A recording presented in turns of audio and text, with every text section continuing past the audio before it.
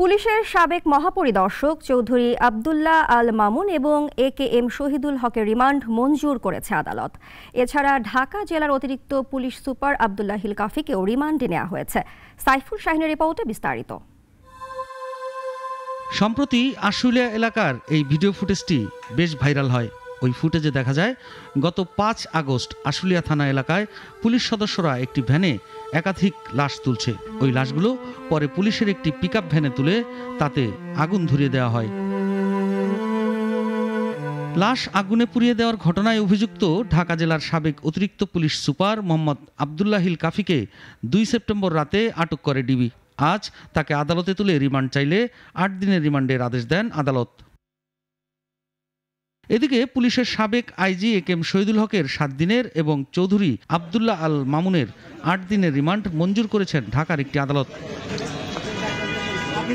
দুটি পৃথক হত্যা মামলায় অধিকতর জিজ্ঞাসাবাদের জন্য তদন্ত কর্মকর্তারা তাদের রিমান্ড আবেদন করলে আদালত তা মঞ্জুর করেন। সাইফুল শাহিন, নাগরিক, ঢাকা।